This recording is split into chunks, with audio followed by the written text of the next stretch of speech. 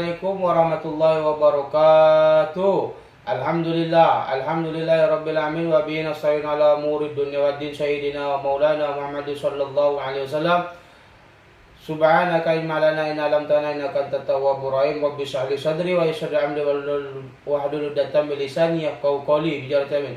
Selawat serta salam kita panjatkan kepada baginda Nabi besar Muhammad sallallahu alaihi wasallam, di mana berkat beliaulah yang membawa kita pada zaman kegelapan hingga zaman yang terang benderang ini.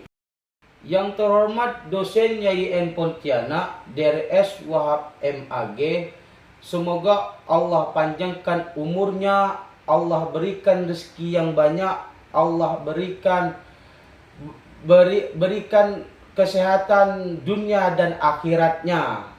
Saya Aftun Dwi Putra dari mahasiswa YIN Pontianak, jurusan Pendidikan Agama Islam tahun 2021.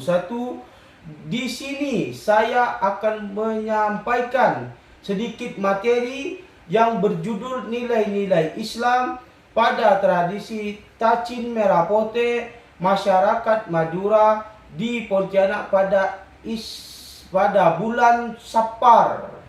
Dengan ini saya akan menyampaikan materi nilai-nilai Islam pada tradisi Tacin Merah Putih masyarakat Madura di Pontianak pada bulan Sapar. Kebudayaan itu menurut Mario Bresci bahwa tujuannya adalah untuk memuaskan manusia yang berada di kalangan masyarakat yang mempunyai kebudayaan tersebut. Jadi mengadakan acara bulan Sapar, sebenarnya mereka yang terlibat dalam acara tersebut ingin memuaskan diri, tentu aktivitas itu sendiri. Oleh karena itu penting bagi kita untuk bangga pada kebudayaan tersebut. Kebudayaan itu menurut Sibrani mempunyai tujuan-tujuan tersebut. Di antaranya ada kedamaian dan kesejahteraan. Dengan kata ini lain, masyarakat tersebut ingin mempromosikan kebudayaan mereka dan berlatar belakang bahwa dalam acara bulan Sapar tersebut terdapat kedamaian, kesejahteraan. Selanjutnya saya akan menyampaikan beberapa teori. Yang pertama, Islam sebagai agama. Islam sebagai agama menjadi agama yang memandui umat dan pengikutnya secara aktual dalam mengadaptasi pada segala masa dan zaman. Islam dalam agama memiliki arti selamat, damai, penyerahan diri, tunduk, pasrah, patuh, dan bersih, di mana itulah nilai-nilai Islam pada tradisi Tacin Merah Putih pada masyarakat Madura di Pontianak pada bulan Sapar. Sekian dari saya. Billahi taufiq wal hidayah. Assalamualaikum warahmatullahi wabarakatuh. Selanjutnya masuk ke teks deskripsi. Orang Madura lazim merupakan selamatan yang berbeda di setiap bulan seperti pada bulan Sapar. Bulan Sapar itu akan diadakan selamatan dengan membuat Tacin Merah Putih. Tacin Merah Putih itu beras ketan. Kalau warna putihnya itu pakai beras ketan. Kalau warna merahnya itu pakai gula merah itu. Kalau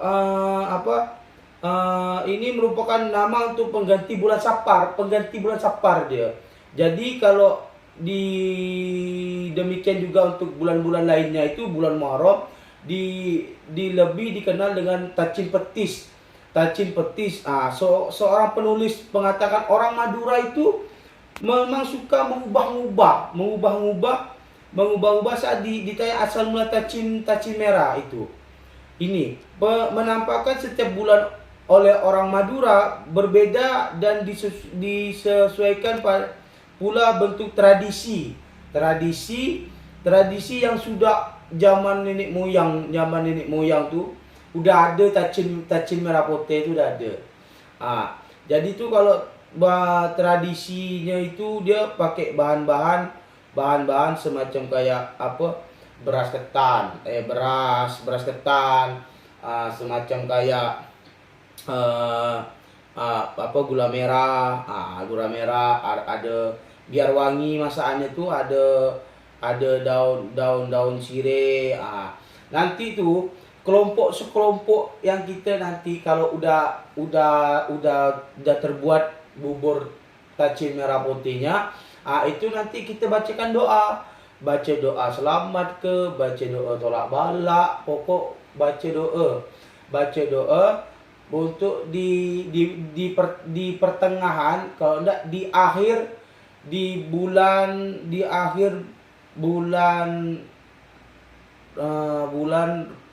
Safar. Jadi di akhir bulan Muharram.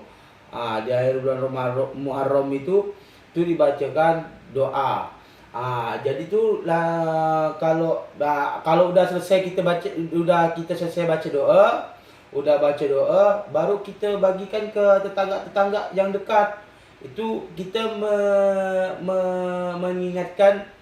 mendekatkan silaturahmi dengan tetangga-tetangga yang lain. Misalnya kita silaturahmi, kita bawakan bubur tacin merah putihnya, langsung kita kasihkan ini, saya udah baca doa untuk apa, tacin merah putih, biar kita dijauhkan dari musibah, biar kita dijauhkan dari tolak apa, musibah, tolak balak. Biar kita dijauhkan. Kita silaturahmi ke tempat-tempat yang rumah-rumah orang-orang Madura. Kita nanti kalau enggak kita datang ke rumah, satu rumah itu kita datang, kita baca doa, misalnya baca doa tahlil, baca doa yasin untuk apa, selamatan, misalnya mau ngasih nama anak bayi, itu kita pakai tacin merah putih itu. Bentuk apa, gimana tuh, biar kita tuh biar dapat berkahnya dari Allah dengan berkahnya para nabi dan rasul.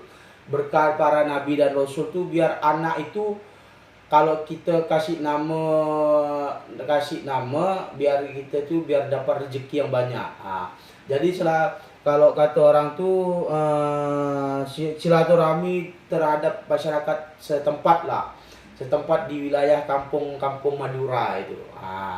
Jadi kenapa kalau kita sering silaturahmi, kita dijaga itu, silaturahmi itu kalau kita banyak silaturahmi itu banyak rezeki. Kalau kita memutuskan silaturahmi itu rezeki jauh dari kita. Karena apa? Karena kalau kita silaturahmi ke tempat-tempat orang yang biasa dulu orang tuh suka nyakitin kita silaturahmi ke rumah dia, tuh kita tuh dapat pahala, dapat rezeki. Habis itu kita tuh kalau kata orang Madura tuh kita senang-senang sama bareng gitu, makan bareng. Habis itu dia langsung ini, kalau tuh ada kalau di zaman Nabi Nuh itu mengungkapkan rasa syukur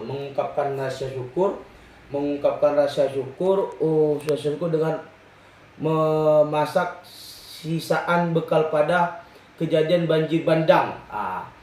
Mengungkapkan rasa syukur dengan banjir bandang itu yang menimpa ke umatnya yang ingkar rasa syukur, ingkar rasa syukur pula diwujudkan oleh orang Madura sehingga munculnya tradisi bubur merah putih, tacin merah putih ini.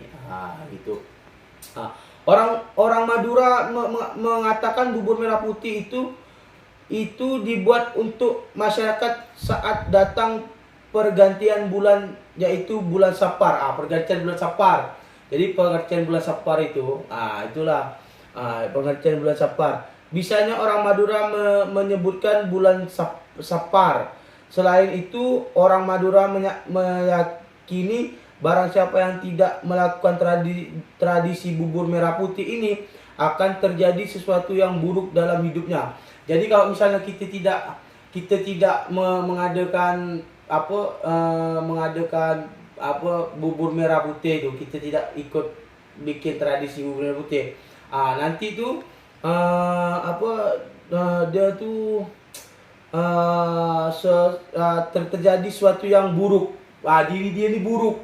Itu, Pak. Masyarakat tetangga kita sebelah ini buruk kalau tidak mengadakan tradisi tacin merah putih itu. Makanya kita tuh kalau dari kata nenek moyang kita dulu tuh, kita tuh harus sudah mengikuti tradisi bubur merah putih ini. Makanya bubur merah putih ini dalam hidup menyebabkan jalan keluarnya sebaiknya setiap bulan melakukan tradisi ini. Dari segi warna bubur putih itu merupakan lambang keberanian. Berarti bubur yang warna putih itu lambang keberanian. Jadi keberanian dalam, kalau kata orang tuh berani. Kita berani untuk berantas gitu. Bubur putih merupakan lambang keberanian dan kesucian hati, biar hati kita itu suci. Banyak hati-hati orang sekarang ini busuk. Hati-hati nih, hati ini memang tak bagus. Makanya hati ini harus dibersihkan. Jadi dibersuci hati. Yang selalu menang dalam catatan sejarah yang panjang. Meskipun kemenangan itu tidak selamanya identik kehidupan di dunia berpasang-pasangan. Ada indah dan buruk. Ada indah, ada buruk. Berarti kalau pasangan gitu tuh ada indahnya, ada buruknya, ada susahnya, ada kata orang ada miskinnya, kata orang ada yang kata orang dulu melarat. Itulah dia melarat. Jadi itu ada indahnya, ada senangnya, ada susahnya, ada sedihnya, ada lagi pokoknya banyak lah. Seorang sedang warna merah. Warna merah itu melambangkan sifat buruk. Warna merah itu sifat buruk. Berarti kan ada buruknya. Buruknya itu begitu kena ada musibah, ada masalah, ada ini pokoknya banyak lah. Pokok musibah yang ada di kalau warna merah itu untuk musibah buruk. Yang ketiga, tradisi menurut Islam. Tradisi Islam adalah kebiasaan atau adat istiadat yang dilakukan terus-menerus oleh masyarakat dan di dalamnya mengadakan ajaran-ajaran Islam. Yang pertama, pengertian adat. Pengertian adat itu, adat adalah gagasan kebudayaan yang terdiri dari nilai hukum kebiasaannya, norma dan hukum adat yang mengatur tingkah laku manusia antara satu sama lain yang lazim dilakukan di suatu kelompok masyarakat adat yang diwariskan secara turunan temurun dari pengkalang-kalang sejarah yang masih berjalan dipertahankan hingga saat ini oleh masyarakat adat yang memiliki dudukan tertinggi dalam komentar adat tersebut. Yang kedua, pengertian budaya. Budaya adalah secara hidup yang berkembangan dan memiliki oleh seorang atau sekelompok orang dan diwariskan dari generasi ke generasi namun tidak turun-menurun. Yang kedua, Islam sebagai nilai. Nilai-nilai Islam merupakan nilai yang berdasarkan ketentuan-ketentuan Islam yang melahirkan nilai-nilai sebagai berikut.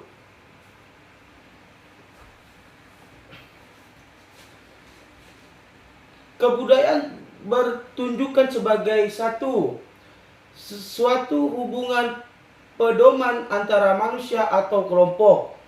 Wadah untuk mengkurangkan perasaan-perasaan dan kehidupan lainnya. Ketiga, pembimbingan kehidupan manusia. Keempat, pembedaan antara manusia dan binatang. Hmm, Wujud-wujud kebudayaan. Satu, wujud-wujud kebudayaan sebagai gagasan. Wujud-wujud kebudayaan sebagai gagasan adalah wujud yang ideal, yang sifat abstrak. Artinya kebudayaan itu wujud ideal, tidak dapat disentuh maupun rabah karena terletak di dalam pikiran manusia. Yang kedua, wujud-wujud kebudayaan sebagai aktivitas tindakan. Wujud-wujud budaya sebagai aktivitas adalah tindakan yang sifatnya konkretas karena dapat dilihat, diamati, dan juga didokumentasikan. Kebudayaan. Yang D, unsur-unsur kebudayaan.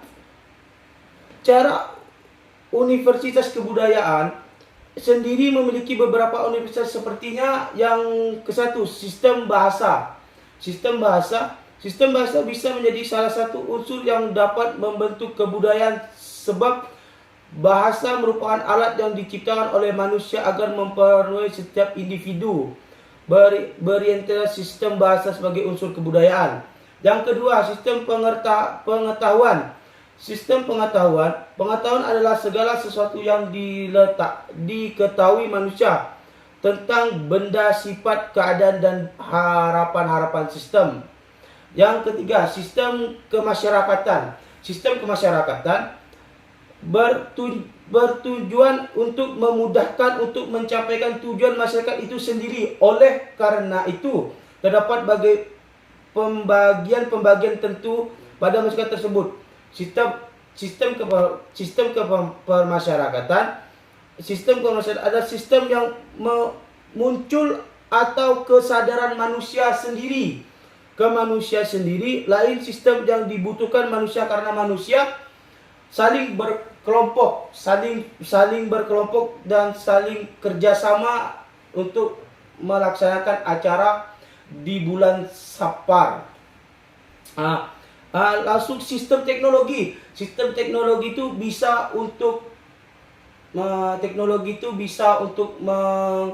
mengundang para masyarakat untuk bisa hadir di acara bulan Safar ini untuk membaca doa, untuk makan bersama macam kayak makan bubur merah putih, makan nasi, itu. Dan syariat ibadahnya. Syariat ibadahnya itu, syariat adalah apa yang digariskan dan ditentukan oleh Allah dalam agama sebagai aturan kehidupan para hambanya. Tauhid dan akidah. Tauhid artinya meyakinkan keesaan Allah, baik zat, sifat maupun pekerjaannya. Tauhid apabila dari segi bahasa adalah ilmu yang membahas tentang Allah SWT. Yang akhlak atau tata krama. Kalau akhlak tata krama itu akhlaknya itu adalah yang berkaitan dengan tingkah laku manusia. Dengan tingkah laku manusia itu, sifat manusianya itu baik atau tidak, suka ramah dengan kita, suka ngomong dengan kita, dan dengan sengaja yang muncul dari dorongan jiwa secara spontan. Ilmu akhlak adalah ilmu yang mempelajari dan memberikan petunjuk bagaimana perbuatan kebaikan dan menguskan dari keburukan sesuai dengan tuntutan syariat Islam. Dan ketiga, tradisi menurut Islam. 1. Selamat. Menurut DRS Wahab MAG, Islam menjadi agama yang memandu umat dan pengikutnya secara aktual dalam mengadaptasi pada segala masa dan zaman. Yang kedua, damai. Damai dapat berarti sebuah keadaan tenang. Damai dapat juga menggambarkan keadaan emosi dalam diri. Yang ketiga, penyerahan diri. Berislamat dalam berserah diri mengandung esensi makna bahwa menjadi muslim tidak boleh setengah-setengah.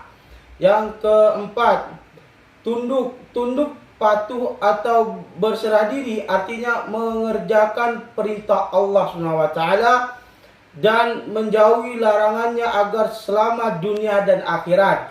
Yang kelima, pasrah. Pasrah adalah menyerahkan sepenuhnya, sedangkan menurut kamus Merriam-Webster artinya kata pasrah yaitu menunjukkan penerimaan bahwa suatu yang tidak diinginkan atau tidak menyenangkan akan terjadi atau tidak dapat diubah. Yang keenam, bersih adalah arti keagamaan seperti tidak terkena najis, bebas dari dosa atau bebas dari suatu barang dari mutanajis, najis dan hadas. Dah.